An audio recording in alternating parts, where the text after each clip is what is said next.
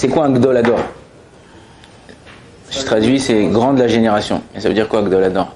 Ça veut dire que on apprend ça tous. On a une étincelle de Avraham Avinu, Yaakov, Yitzhak Avinu, Yaakov Avinu. On a tous des midotes qu'on a héritées d'eux. Maintenant, ces midotes-là, ils sont enfouis en nous. Si tu veux et si tu peux les faire sortir. Si tu veux pas, tu peux rester comme tu es, pourri. Mais non, tu vas dire, mais non, je suis pas pourri, regardez, je fais de la tzedaka, je me mets de filine le matin. C'est pas ça. Les mitzvot, c'est un moyen pour arriver à se parfaire. Il y a une histoire magnifique.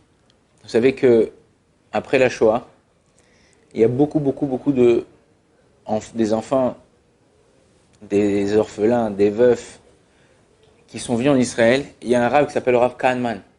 Rav Kahneman, c'était le Rosh Yeshiva de Ponyovitch. C'est lui qui a ouvert l'Yeshiva de Ponyovitch. Et il a ouvert à l'époque aussi une maison d'orphelins, un orphelinat. En 1949, il y a un enfant qui est venu, Shlomo. Il avait perdu ses parents dans les fours crématoires. Et quand il arrivait, comme plusieurs enfants, mais lui, il arrivait, il était sale. Il ne s'était pas douché. Il y avait une femme qui s'appelait là-bas Giveret Munk. Munk, en général, les Munk, il y a un livre de la Torah, c'est un des livres qui a été commenté par le Rav Munk, un contemporain, qui est en vérité, les Munk, c'est des Kohen. Et cette dame Munk, c'était la directrice de l'orphelinat. Il y avait une directrice, un directeur, et celui qui chapeautait tout ça, c'était le Rav Kahneman. Et quand ils avaient des problèmes, des grandes questions d'Alaha, ils allaient voir qui? Le Chazon Ish. C'était le Rav de Bnei Brak à l'époque. Et quand elle a vu arriver cet enfant-là, en 1949, elle lui a dit, écoute mon fils, Shlomo, va te doucher ce soir, et je te promets de te donner un très beau cadeau. Un pyjama tout neuf. Et lui, elle se levait le matin, elle allait réveiller les enfants. Elle le voyait endormi dans son lit, tout habillé. Il ne changeait pas, il n'allait pas se doucher. 1 jour, 2 jours, 3 jours. Elle dit, c'est pas possible. Elle a appelé le directeur. Le directeur est venu, il a essayé de lui parler et tout. Il lui a dit, non, je veux pas. On dit, bon, je veux pas, il faut qu'on appelle le Rav Kahneman. Ils ont appelé Rav Kahneman. Rav Kahneman, il avait un amour du Ham Israël incomparable. Rav Kahneman, il vient, il l'attrape. Il lui dit, écoute, mon fils, viens. Il lui dit, il parlait pas, il sortait pas un mot de sa bouche. Depuis qu'il arrivait, il écoutait, il parlait, on lui parlait en yiddish ou en hébreu, et à peine il comprenait. Et il n'écoutait pas. Et ils ont dit, bon, dernier recours, le Chazon Ish. Il est parti Rav Kahneman avec Madame Munk, le directeur, chez le Chazon Ish. Chazon Ish, il voit le petit, il se lève, il l'attrape, il lui caresse un peu la tête, le dos. Il lui dit, mon fils, pourquoi tu ne veux pas te doucher? Alors le petit lui répond, il lui dit, à chaque fois qu'on parlait de douche en Europe, il se passait un malheur. Il lui disait, la dernière fois, ils ont demandé à mes parents de se doucher, je ne les ai plus jamais revus. Il lui dit, seulement je suis prêt à me doucher si mes parents ils viennent et ils me demandent de me doucher. Et là, le Rav Kahneman, il ne pouvait pas se retenir. Il a commencé à pleurer. Giveret Munk et l'autre directeur, ils sont retournés, ils ne voulaient pas montrer qu'ils avaient les larmes aux yeux. Et le Chazon Ish, il a gardé son sang-froid et lui a dit, et si moi je te demande de te doucher, et je te promets que tout le temps que tu te douches, je garde tes habits. Personne ne te touchera à tes habits. Il a dit, ok, je suis prêt. Mais que vous me gardez-vous mes habits? Comme ça, il a dit le petit. Il a dit, ok, il n'y a pas de problème. Tout de suite, le Rav Kahneman est parti chercher ce qu'il fallait pour préparer la douche. Et il a enlevé ses habits. Le temps qu'il enlève ses habits, Madame Mouk, elle lui a lavé les vêtements. Et le Rav Razonish et le Rav Kahneman, ils douchaient le petit avec des larmes aux yeux. Et il pleurait, il pleurait, il pleurait. Maintenant, ça faisait très longtemps, ça faisait quelques bonnes semaines que le petit, il n'avait pas pris de douche. Et il pleurait, il pleurait, il pleurait. Et quand il sort de la douche, le petit ne voit plus ses habits.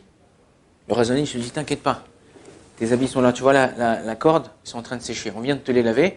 Je te promets de ne pas aller dormir toute la nuit et de rester à côté de tes habits tant que c'est pas sec, personne ne touchera à tes habits. Ils lui ont mis le pyjama, le nouveau pyjama, et le Razonish lui a donné, il a fait dormir dans son lit. C'est-à-dire que le Razonish, il n'a pas dormi, il a étudié toute la nuit, et il a fait dormir le petit dans son lit. Il dit ça, c'est le Gdolador. Le Gdolador, c'est pas seulement en Torah. Tu peux prendre tous les livres, tu peux prendre machin, étudier, machin. Et comment tu te comportes avec les gens? Excusez-moi du terme, mais comme une poubelle. Par contre, quelqu'un qui est grand, c'est aussi savoir respecter l'autre. Même si en face de toi, tu as un enfant. David Amelech, il dit, Mikol melamda iskalti. De tous les gens qui m'ont entouré, j'ai appris quelque chose. Même d'un enfant. Il faut apprendre des autres. Pas seulement apprendre des autres, mais être à l'écoute de l'autre. Si tu n'es pas à l'écoute aujourd'hui, le mec, comment ça va? Ouais, ça va et toi? Et tu continues ta route. Mais purée, peut-être le mec, il veut te parler, il a un problème, il se sent pas bien.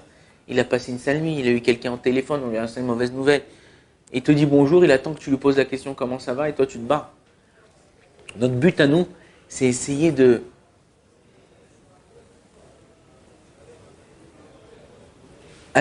affinir nos midotes, savoir comment on est. Quand toi tu fais attention à ce qui se passe autour de toi, toutes les choses elles changent.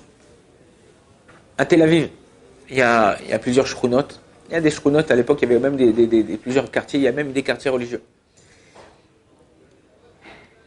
Une fois j'ai un copain qui est là-bas, qui travaille, qui donne cours là-bas, qui a une bête à Knesset. Et il dit, une fois j'étais comme ça avec mon caddie, tout ça, il était tard, il y avait la queue dans le petit super. Il dit, il y avait un petit jeune devant moi, 25 ans comme ça, et il avait un petit sac en plastique, avec un biberon, du Materna, une tétine. Et la queue, on attend 5 minutes, 10 minutes, un quart d'heure, et tout d'un coup, il y avait encore 3 personnes devant moi, dont le petit jeune, là, de 25 ans. Tout d'un coup, le petit jeune de 25 ans, il prend son sac, il remet les affaires, il laisse le sac en plastique et il sort. Il dit peut-être qu'il n'a pas d'argent, tout ça. Tout. Il dit moi je viens, je paye ce que j'ai à payer et je cours dehors et je rattrape le petit jeune. Je lui dis dis-moi pourquoi t'as rendu ton sac, t'as pas d'argent, le biberon, Materna, la tétine et tout. Il lui dit non. Il dit alors pourquoi? Il lui dit j'ai de l'argent, au Hachem, j'ai ce qu'il faut. Il dit mais je sais pas si t'as fait attention. Au moment où il y avait encore 2 personnes devant nous, il y a eu changement de caissière. Et la caissière qui était à la caisse, la nouvelle caissière, elle habite dans mon immeuble. Et elle, ça fait 8 ans qu'elle est mariée et elle n'a pas d'enfant. Si moi je passe devant elle, avec mon biberon, mon machin, ça, elle me connaît, on habite dans le même immeuble. Moi je me suis marié il n'y a même pas 1 an. Au Hachem, j'ai un bébé. Ça va lui faire un petit pincement au cœur. Si c'était l'autre, celle d'avant, je serais passé, je la connais pas, elle me connaît pas, truc, moi je fais passer mes heures. Mais là, j'ai pas voulu lui faire de la peine. J'ai pas voulu réveiller chez elle cette peine-là. Oh, regarde, il achète un biberon, du Materna. Souvent, il faut faire attention ce que tu dis aux gens ou ce que tu fais, des fois des actes. Et d'où il a eu ça? D'où ce petit mec de 25 ans, un petit avraire comme ça, d'où il a eu ce déclic-là? Il dit en vérité, ça, on l'a hérité de Avraham Avinu, de Yitzhak Avinu, de Yaakov Avinu. Ils ont des midotes, ils ont des traits de caractère qui nous ont laissés, qui nous ont hérités. À nous de les utiliser dans le bien. Tu peux les utiliser dans le mal. De Avraham Avinu, il y a Yitzhak qui est sorti, mais il y a aussi Ishmaël. De Yitzhak, il y a Yaakov qui est sorti, mais il y a aussi Esav. En vérité, tu peux prendre le bien de ce que tu veux et le mauvais de ce que tu veux. Kadosh Baruch Hu dit voilà, je te mets une table devant toi. Shulchan Aruch. Table dressée. Toi, ce que tu veux prendre bien, tu prends bien. Tu veux prendre mal, tu prends le mal. Pareil, on est une vingtaine, une trentaine, une cinquantaine à manger le soir de Shabbat à la yeshiva. Tu peux te goinfrer, manger, machin. Après, tu peux plus, t'as mal au ventre. Pendant 2 jours, t'es pas bien. Et tu peux manger un petit peu de cette salade, tu vas faire des petites kiffs, ta petite damroute. ta petite vodka, ta petite bourra.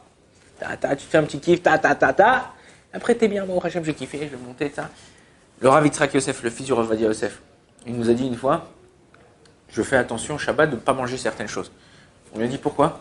Il dit des fois même je ne mange pas la daf. Je lui ai dit pourquoi? Il a dit parce que quand je mange cette daf, je me sens lourd et après je suis fatigué pour mon limoud, je ne peux pas étudier, je peux pas. C'est plus honnête que Shabbat. C'est pas seulement pour ça, il n'y a pas longtemps, il y a un élève à moi, il m'a envoyé une vidéo. C'est comment enlever la fatigue chez un homme.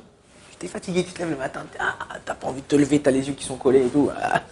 À 1h, t'as mangé, tu dis je suis obligé d'une petite sieste, là, j'en peux plus et tout, tu vas te reposer une petite heure et tout. Il dit il y a certains aliments dans la vie qu'on nous donne qui nous fatiguent. Des fois, c'est le laitage.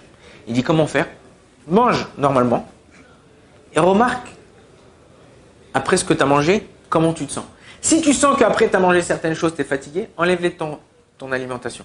Et tu verras que doucement, tu te sentiras mieux.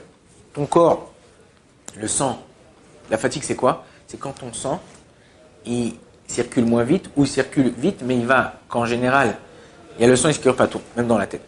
Quand tu as mangé, le sang qui circulait aussi dans la tête, on a plus besoin, ou dans d'autres parties du corps, dans le ventre, pour pouvoir accélérer le processus de digestion. Mais non, c'est pour ça que quand tu manges, on dit, tzaddik, la Gemara dit comme ça, tzaddik ochel et sova nafsho. Le tzaddik, il mange à sa satiété. Il sait exactement, le Rambam il dit pour être bari, pour être en bonne santé, il faut manger une étape avant où tu es rassasié.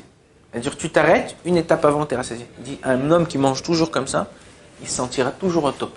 Toujours pas fatigué, toujours tac, entre eux. Fait du sport, important de faire du sport. Avadia, il allait le soir, il marchait une demi-heure, prenait une trêve rota, il marchait, il parlait de Torah, il marchait à un moment, il ne pouvait plus trop sortir. On lui a amené un tapis, vous savez, les trucs, tapis roulants pour courir dessus, tout ça, on marchait dessus. On a besoin de ça. Kadosh Baruch Hu nous a donné une gouffe et un neshama, il a donné un corps et une âme. L'âme, tu dois la parfaire, travailler sur les minotes comme on a vu. Et le gouffre aussi, tu dois t'en occuper. Tu dis pas, non, vas-y, la Torah, mon frère, et tout, je bouge pas, et tout, et tu vois les mecs comme ça, machin, et tout. Alors, d'être en bonne santé, d'être bien important, c'est bien, c'est important, tu dois, mais d'avoir un équilibre dans ta vie. D'être équilibré. Si tu es équilibré, c'est toi qui gagne. C'est toi qui réussis, c'est toi qui arrives à gérer le monde. Quand tu n'es pas équilibré, c'est le monde qui te gère. Baruch Adonai Leolam, Amen, Amen.